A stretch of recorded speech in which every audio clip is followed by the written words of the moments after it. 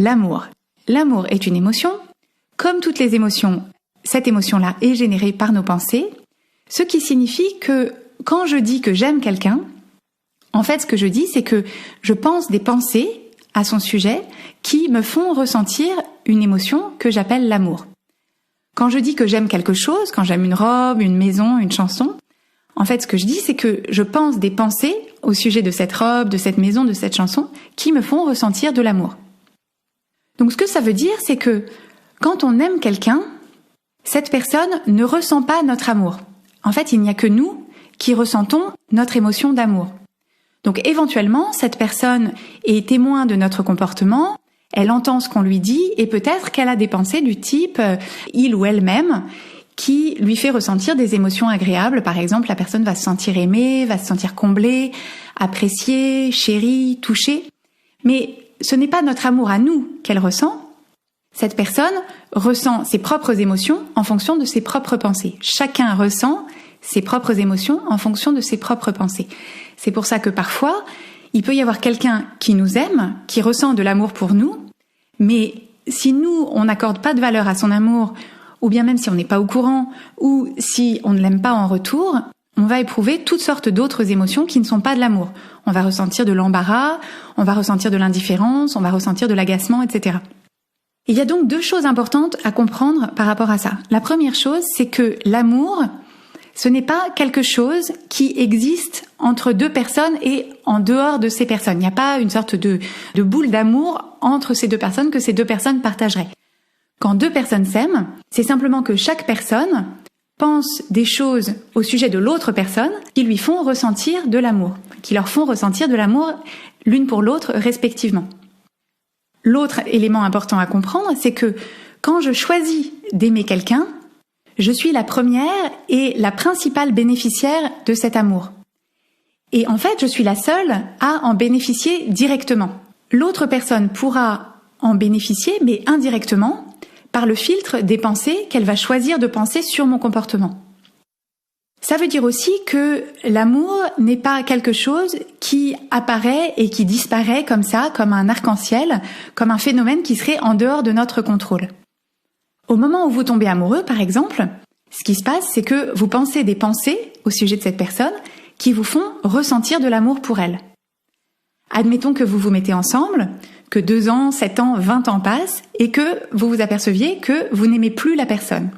En fait, ce qui se passe, ce n'est pas que l'amour s'est usé ou s'est évaporé, c'est simplement que 2 ans, 7 ans, 20 ans plus tard, vous pensez maintenant des pensées au sujet de cette personne qui ne vous font plus ressentir d'émotions d'amour, mais à la place peut-être de l'indifférence, de l'irritation, de la déconnexion ou même de la colère. Donc au début, vos pensées c'était « cette personne est merveilleuse, je veux faire ma vie avec elle », donc vous ressentiez des émotions d'amour. Et maintenant, vous pensez « il ou elle est pénible, on n'a rien en commun », et donc vous ressentez logiquement de l'irritation ou de la déconnexion. Donc parfois, on peut penser que c'est parce qu'on n'aime plus la personne qu'on la trouve pénible ou qu'on ne voit plus ce qu'on a en commun avec elle. Mais c'est exactement l'inverse. C'est parce qu'on choisit de porter notre attention sur certains aspects de sa personne ou de son comportement, c'est parce qu'on choisit de juger que ces choses-là nous sont insupportables ou qu'elles nous séparent, ce sont ces pensées-là qui nous empêchent de ressentir de l'amour. Chaque être humain sur la planète a exactement le même potentiel d'être aimé. Et ce potentiel d'être aimé, il reste constant et entier pendant toute sa vie, indépendamment de ce qu'il fait ou de ce qu'il pense ou de ce qu'il dit. C'est-à-dire que chaque être humain est à 100% aimable dans le sens qu'on peut l'aimer, qu'il a la capacité d'être aimé, qu'il est digne d'amour. Donc nous, ces êtres humains, on les aime ou pas, non pas en fonction de ce qu'ils sont, de ce qu'ils font, de ce qu'ils pensent ou de ce qu'ils disent, mais uniquement en fonction des pensées qu'on choisit d'avoir sur ce qu'ils font, ce qu'ils sont, ce qu'ils pensent ou ce qu'ils disent. Et évidemment, comme vous êtes un être humain, enfin je pars du principe que vous m'écoutez, vous êtes un être humain, ça vaut pour vous aussi. Votre potentiel d'être aimé est à 100% aujourd'hui, comme il l'était le jour de votre naissance et comme il va le rester, identique et entier jusqu'à votre dernier souffle. Il n'y a rien que vous puissiez faire ou être de différent ou de mieux qui puisse augmenter ce potentiel. Et à l'inverse, il n'y a rien que vous puissiez faire ou être de différent ou de pire qui puisse diminuer ce potentiel d'être aimé. Vous êtes déjà aimable à 100%, vous l'avez toujours été et vous le serez toujours. Le fait que telle ou telle personne vous aime ou non ne dit absolument rien sur votre potentiel d'être aimé, qui est à 100% toujours et tout le temps et qui restera toujours, mais seulement sur la capacité de cette personne à vous aimer, c'est-à-dire sa capacité ou sa velléité de choisir et d'entretenir à votre sujet des pensées qui lui feront ressentir de l'amour. Donc, pour ce qui est de vous et de l'amour que vous portez aux autres personnes, vous avez évidemment une absolue liberté de choisir, de penser ce que vous voulez de qui vous voulez, mais c'est important de bien intégrer que si vous n'aimez pas quelqu'un, ou si vous ne l'aimez plus, ce sont les pensées que vous choisissez d'entretenir à son sujet qui vous empêchent de l'aimer, qui vous empêchent de ressentir de l'amour pour elle. Ce n'est pas la personne elle-même, ce n'est pas ce qu'elle dit, ce n'est pas ce qu'elle fait, ce n'est pas sa façon de se racler la gorge, ni sa passion consommante pour la pelote basque. Donc c'est vraiment important de garder en tête ce contrôle qu'on a et donc cette responsabilité. Si je vous demande de penser à quelqu'un que vous aimez et de m'expliquer pourquoi est-ce que vous l'aimez, vous allez sans doute me lister des éléments qui vous paraissent à vous objectifs. Par exemple, vous allez penser, admettons que vous êtes une femme avec un homme, mais vous pouvez bien sûr transposer dans l'autre sens, ou quelle que soit la géométrie de votre relation amoureuse, vous pourriez vous dire, mon compagnon, c'est quelqu'un de fiable, il est toujours là quand j'ai besoin de lui, il est drôle, c'est quelqu'un de courageux, il a des yeux bleus, magnifiques, il s'intéresse à plein de choses.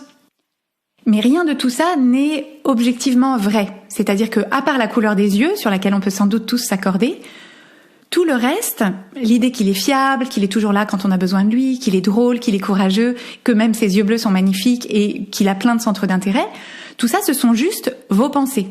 Et ça, on l'imagine sans peine, ces pensées sont tout à fait susceptibles de vous faire ressentir de l'amour pour cette personne, et tant mieux. Si je vous demande à l'inverse de penser à quelqu'un que vous n'aimez pas ou que vous n'aimez plus, et de m'expliquer pourquoi, c'est la même chose. Vous allez me lister des éléments qui vous paraissent des éléments objectifs. Par exemple, vous allez me dire, il est pas attentionné, il pense qu'à sortir avec ses copains, il a aucune ambition et il a mauvaise haleine. Encore une fois, tout ça, ce sont des pensées, des jugements. Ce sont vos pensées, vos jugements qui vous paraissent à 100% justifiés, et ça je ne le discute pas, mais ça n'en reste pas moins des jugements. Et à coup sûr, le fait de choisir de penser ça, de choisir de juger cette personne de cette façon, ça vous donne un accès plus difficile à l'amour. Et d'ailleurs, ce qui est intellectuellement intéressant, c'est que on pourrait tout à fait imaginer que les deux personnes que je viens de décrire, celle qui était fiable, courageuse et drôle, et celle qui manque d'ambition et qui a mauvaise haleine, on pourrait tout à fait imaginer que ces deux personnes soient la même personne, mais vues avec un point de vue différent, soit par la même personne au fil du temps, soit par deux personnes différentes. Donc, si on veut aimer quelqu'un toute sa vie, si on veut se proposer d'aimer quelqu'un toute sa vie, si ça nous fait envie, la bonne nouvelle, c'est que c'est possible et que c'est à 100% dans notre contrôle. La plupart des gens, quand ils démarrent une relation amoureuse ou même quand ils se marient, en fait, ils sont animés par cette idée de croiser les doigts et de se dire « j'espère que mon amour perdurera ou survivra au quotidien ou survivra aux épreuves de la vie ». Mais c'est pas une question d'espérer, c'est une question de cultiver délibérément cet amour. Parce que l'amour, ça se cultive, ça s'entretient et ça se nourrit. Donc ça, effectivement, cette idée que l'amour s'entretient et se cultive et se nourrit, c'est quelque chose qu'on lit dans les magazines, ou bien quand on demande à des gens qui sont ensemble depuis 50, 60, 70 ans, qu'on leur demande ce qui fait le secret de la longévité de leur amour, souvent ils parlent de ça. Et quand on dit ça, on pense généralement à cultiver, entretenir ou nourrir l'amour par des actions. C'est-à-dire on pense à des marques d'attention, à des compliments, à offrir des fleurs, à organiser un week-end en amoureux. Donc tout ça, ce sont des actions. Mais en réalité, ce qui cultive, entretient et nourrit l'amour, ce ne sont pas ces actions elles-mêmes. L'effet ne vient pas de ces actions. Ce qu'il faut s'attacher à cultiver, entretenir et nourrir dans la relation, ce sont les pensées qu'on a au sujet de l'autre personne. Et donc entretenir et cultiver des pensées au sujet de cette autre personne qui nous font ressentir de l'amour.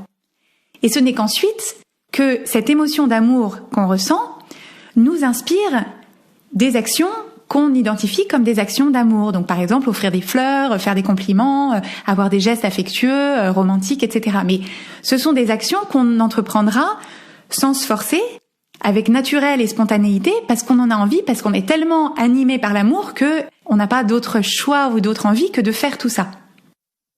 Et le problème souvent, c'est que quand on se met en relation avec quelqu'un, et potentiellement pendant un certain temps, en fait, ce qui se passe, c'est qu'on entretient ces pensées d'amour inconsciemment, sans que ça nous demande d'effort. Spontanément, les pensées qu'on a au sujet de cette personne sont des pensées qui nous font ressentir de l'amour, nous renforcent cet amour et cette envie d'être avec la personne. Et du coup, si un jour on s'aperçoit qu'on ressent moins d'amour, au lieu d'examiner les pensées qui expliquent ce nouveau ressenti, les pensées qu'on pense qui font qu'on ressent d'autres émotions que de l'amour, au lieu d'en prendre la responsabilité, de s'apercevoir que c'est juste les pensées qu'on a qui créent ce nouveau ressenti, on croit que c'est juste comme ça, que c'est pas de bol, le vent a tourné, ça nous arrange pas, ou bien c'est la personne qui a changé, c'est de sa faute, et elle ne mérite plus ou elle ne nous permet plus de l'aimer. Et si on voit les choses comme ça, on se trouve face à deux options qui sont pas terribles ni l'une ni l'autre. Soit on reste avec la personne sans l'aimer, en ressentant toutes sortes d'émotions pénibles à son sujet, ou bien on décide de la quitter, potentiellement pour quelqu'un d'autre ou en espérant rencontrer quelqu'un d'autre au sujet duquel on aura spontanément des pensées d'amour pendant un temps. Donc si vous êtes dans une situation comme celle-là, je veux simplement vous informer de l'existence d'une troisième option qui consiste à rester avec cette personne en choisissant de l'aimer délibérément, exprès. C'est-à-dire en examinant les pensées que vous avez au sujet de cette personne, qui sont toutes facultatives, et choisir judicieusement celles que vous avez envie de garder, de cultiver et de développer, ou celles que vous avez au contraire envie de changer, de moduler ou d'abandonner, pour vous permettre de ressentir tout l'amour que vous avez envie de ressentir, parce que l'amour c'est extraordinaire à ressentir et qu'il n'y a rien de mieux. Et alors là, vous allez peut-être dire, non mais c'est trop de travail. Moi, l'amour, je veux que ça me vienne comme ça, je veux pas faire d'efforts particuliers. Et d'ailleurs, on m'avait vendu ça comme rêve. Dans les contes de fées, le prince et la princesse, ils vivent heureux et ils travaillent pas spécialement sur leurs pensées. Donc moi, s'il faut travailler, voilà, c'est bon, j'arrête.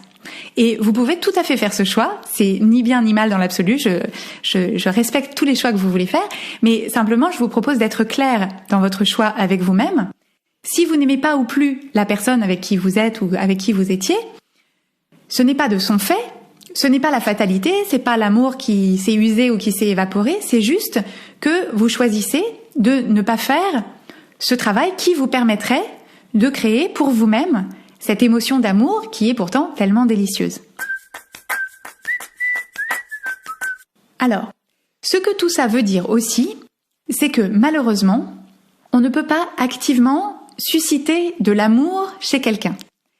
Si quelqu'un ressent de l'amour pour nous, c'est cette personne qui génère pour elle-même cette émotion d'amour par les pensées qu'elle a à notre sujet. Donc on peut bien sûr s'employer à lui être agréable, à lui faire plaisir, à répondre à ses envies et à ses demandes, mais je recommande de faire toutes ces choses parce qu'on en a envie, nous, parce qu'on l'aime et que ça nous fait plaisir de lui faire plaisir, mais pas dans l'idée que ça permettrait de conserver ou de préserver l'amour que l'autre personne ressent pour nous. Parce que ça, c'est à 100% dans son contrôle et à 0% dans le nôtre.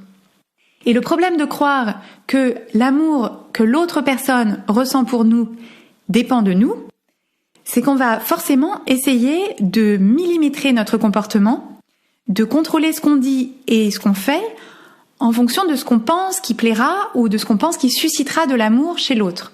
Et en pratique, quand on essaye de mettre ça en place, ça donne généralement des comportements qui sont un peu collants ou un peu serviles ou au contraire carrément possessifs, parce que à essayer de contrôler l'incontrôlable, c'est-à-dire à essayer de contrôler l'émotion de la personne en face, on perd pied et on oublie ce dont nous on a vraiment envie, on s'éloigne de ce qui nous correspond vraiment. Et quand bien même ça marcherait un temps, ce qui peut-être c'est possible que vous arriviez à contrôler votre comportement et à ajuster les choses au fur et à mesure, même si ça marche pendant un moment, c'est pas une démarche qui est tenable parce que d'une part, même si on a l'impression que l'autre nous aime, en fait, on sait bien au fond qu'on est aimé pour une version modifiée et hyper contrôlée de nous-mêmes, donc c'est pas réellement satisfaisant. Et d'autre part, c'est absolument épuisant, on peut pas faire ça constamment toute sa vie, donc en fait on n'y arrive pas réellement, et même si on y arrive, ça nous maintient bloqués dans une sorte d'exercice d'équilibriste auto-imposé.